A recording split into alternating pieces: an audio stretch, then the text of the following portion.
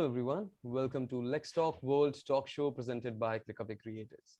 Today we have Mr. Achal Gupta with us. His journey from being a BCom honors graduate from University of Delhi to clearing his LLB in 2015 and working with top 10 law firm, one of the top 10 law firms in India, which is L&L Partners. Witnessed a quite, I must say, and especially involving himself into arbitration law, and I believe in consumer law, environment law, and other civil laws before Honorable Supreme Court and Delhi High Court as well. Above all, he also authored several papers and articles. So there are a lot of them, but one of Mr. Gupta's article is Property Tax in New Delhi. A general overview has been Yeah, published in SCC journal, so you can have a look at through that as well. We have so many things to cover up about Mr. Gupta. So without further ado, let me introduce you to the gentleman himself, and let's get straight to get more insights. Hello, Mr. Gupta. How are you doing? I am all good. How are you doing? I'm doing wonderful. Thank you very much for asking, sir.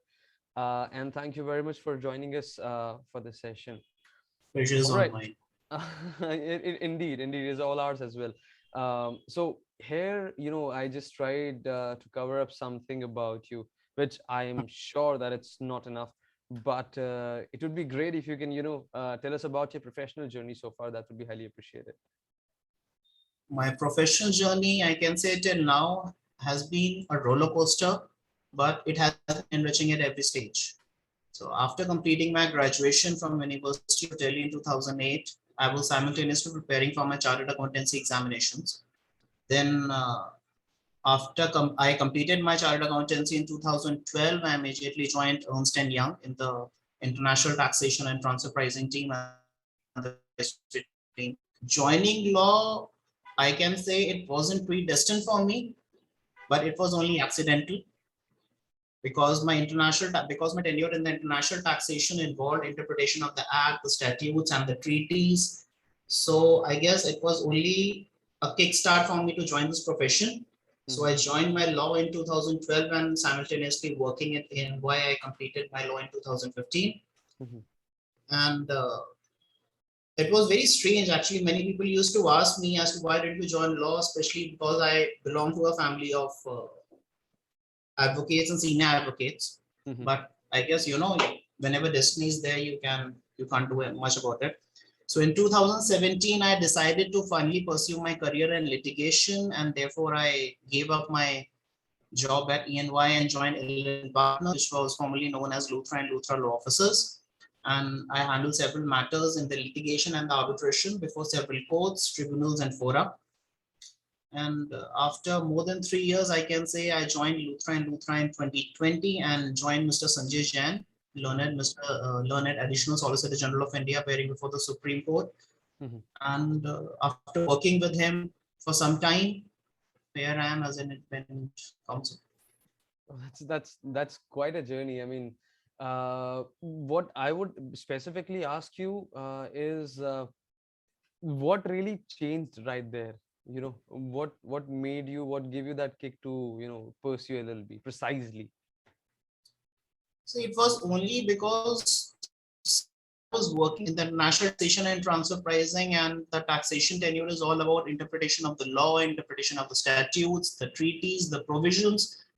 So actually, I can say a person with an additional legal background or legal bent of mind has an additional capability of interpreting and performing much better. So that was only you can say a kickstart for me.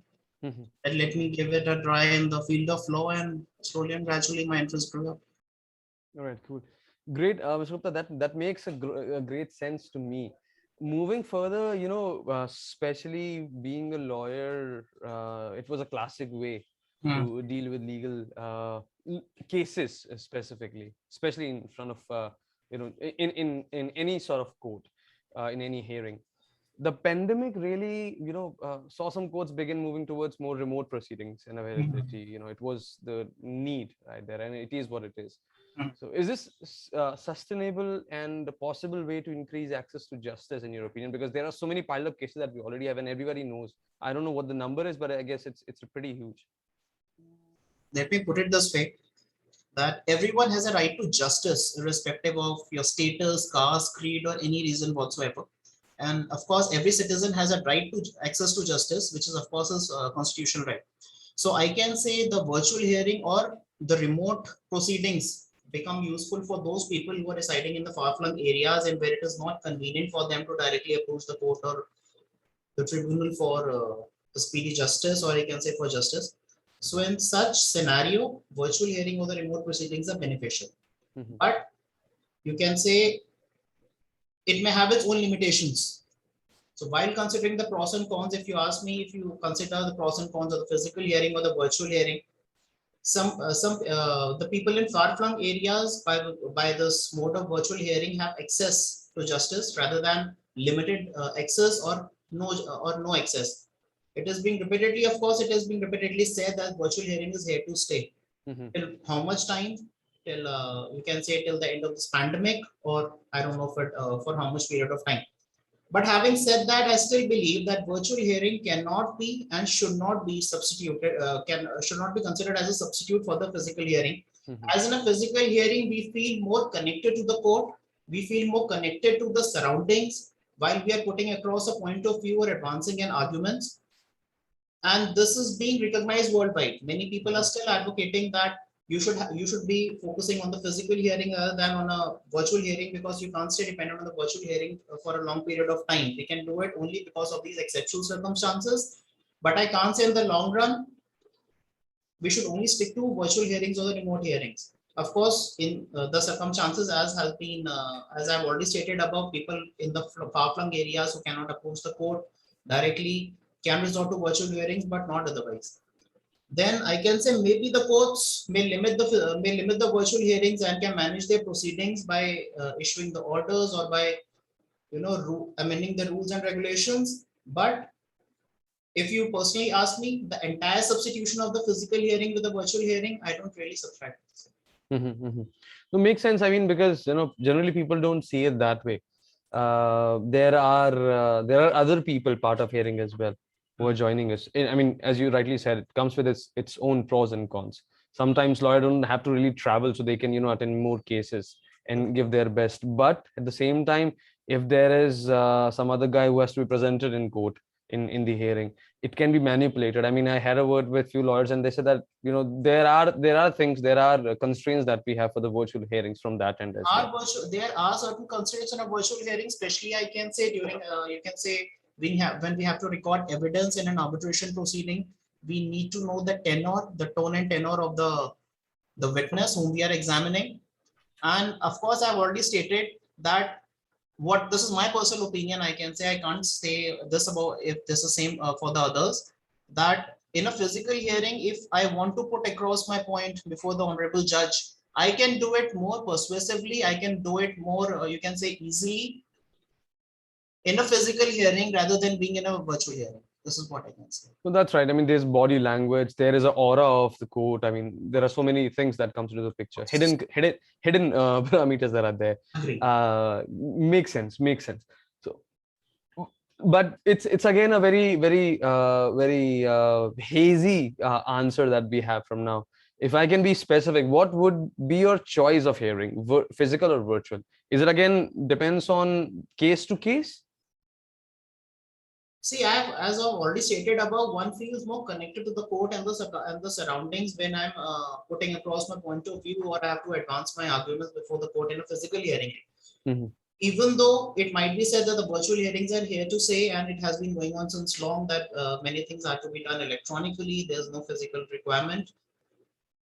But my opinion is that these virtual hearings cannot and should not substitute the physical hearing. Physical hearing has been going on since ages. They have become, you can say, a part of a custom and practice. The virtual hearings were introduced only because of these unfortunate circumstances and because the people could not have proper access to the courts. So I can say to grant them access to the justice, which is of course their fundamental right, and the judiciary, working of the judiciary is not hampered. The virtual hearings have been introduced, but what I can say is they should only be a substitute. Mhm. They should, I'm sorry, they should not be a, They should, yeah, they should be only an alternative. They should not be a substitute for physical. that's right. It should be like an add-on on the physical hearing. Many That's right. courts are there. I can say that many courts are still, open for physical hearing, but they're still giving an option for the virtual hearing. Mhm. But my personal opinion is that an effective hearing can only be done in a physical mode rather than being in a virtual. Makes sense. Makes sense. Makes sense. We have so many things to talk about, Mr. Gupta. Of course, I mean, legal space and your journey has been so great. We have so many things to cover up, but we have some. I mean, for our viewers to understand, we always have time constraints because lawyers like Mr. Gupta are always busy, and it's very hard to have like 30 minutes of their time from their schedule. But I won't leave you before asking. I have two more questions, and I'll be honest with you. I want you to be specific with those answers in a sense, because these are more for young students, young individuals that are coming along. Generally, people around us, follow legal space. They do their LLB and proceed further with the further masters as well. But they do not end up being a successful lawyer. I mean, not even get such cases. Sit up in some courts nearby their house, and they do small stuff. Where do they go wrong? If you can point out that. I can say in this sense there might be many factors. Some of them might not be lucky to get many cases or exposure that they, you can say, should have got. It's really unfortunate. Of course, in these circumstances, since the matters are not being heard in entirety, at least, and I can say in our courts, they are being heard for only a particular few years only, and there has been a pendency or a backlog for a considerable number of years. But there are few factors I can say where the people do go wrong, that they end up on the wrong side at the latest stage. Number one is what I have come across. I can just share on my personal opinion. Many people do not consider their internship seriously. The important aspect of this internship is that you should read your law and conduct thorough research of the proposition given to you by your seniors. It only helps you to build professionally in the long run. Number two, I can say many people get disheartened when they don't get into a choice, into their choice of college or university, be it your graduation, be it your post-graduation. But my piece of advice for those people is only that you should not be disheartened by that fact, and it's only your depth of knowledge and the amount of knowledge that you're gathering from there and your own exposure, or I can say the hard work that is going to decide your destiny in the profession. Number three is, that is the most important thing, that during the internship, I've also come across several posts that many interns say that they are not being paid for the hard work that we can say hard work done by them. I'm not saying that they're not working hard, but at least for the point that they're not being paid for the work, it becomes a bit disheartening for me. If you want my personal example, even during my articleship days in my chartered, while pursuing my chartered accountancy, we also didn't used to get much. Our main focus was to try to gain as much exposure to the whatever work you are getting, improve your knowledge. It only helps to build your base, which will be useful for you in the long run. Internship is only a stage. This is what people should understand, that internship is only a stage where you are getting the exposure to the field and the practice of litigation in the courts, as in the present scenario. And the experience that you gather that at this stage can't be measured in the monetary terms. Of course, there are certain things that can't be measured in the monetary terms. I have been fortunate enough to get so much of exposure, and I have not even bothered to, crave for these small monetary benefits.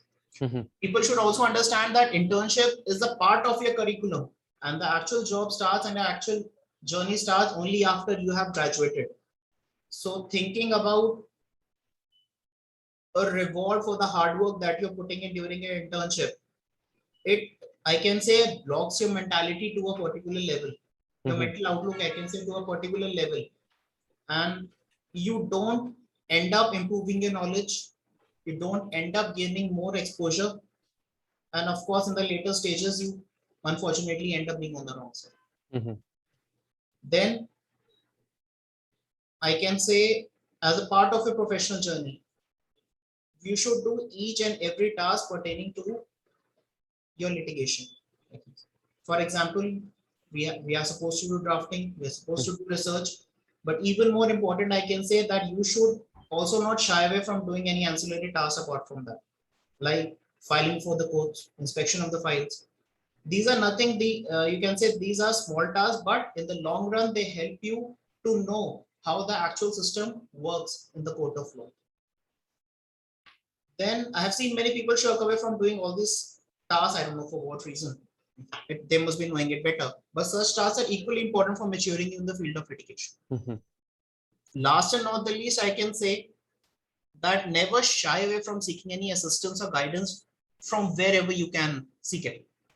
If you're stuck in something, or if you don't know the right path, you haven't ventured on a particular path, don't shy away from taking any guidance, assistance, or help from wherever you can get it, be it your junior, be it your fellow colleague, be it your even your clerk, or be it any practicing advocate.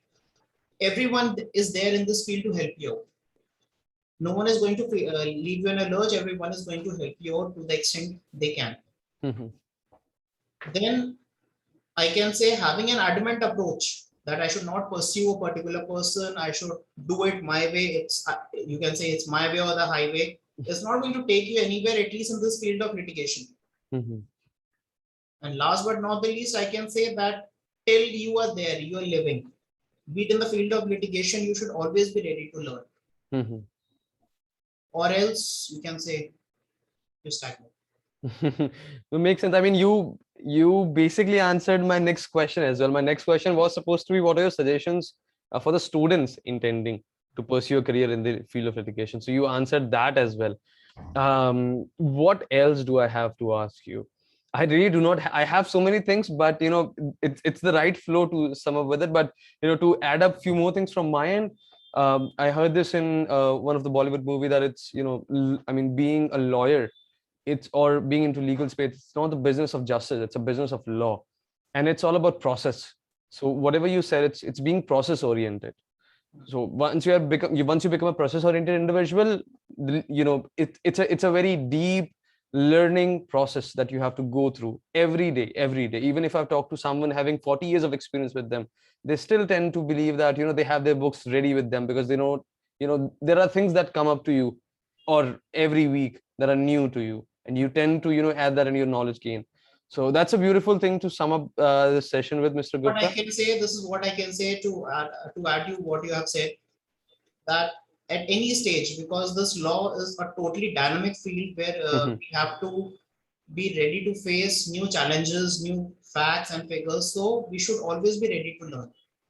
Exactly. And it's also about value creation as well. To a comfort zone. We should not confine ourselves to a comfort zone, but we should rather come out of it, try to learn as much as possible, try to seek assistance from wherever we can say, and you never know.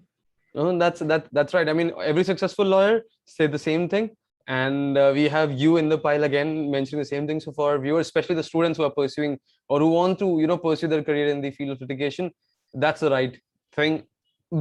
Based on my experience, based on my conversations and Mr. Gupta's experience so far. So I hope you all enjoyed this session, and thank you very much, Mr. Gupta, for sharing such great insights with us. And we look forward to have a great chat with you again in the future on other, any other trending topics in the international legal industry. And for our viewers, if you like this chat with Mr. Gupta, please do like this video and share this video, and also click on that red button and subscribe to ClickAway Creators YouTube channel to appreciate what we do. And you have more coming in from industry leaders like Mr. Achal Gupta. This was Sagar for Let's Talk World, signing off. Thank you very much.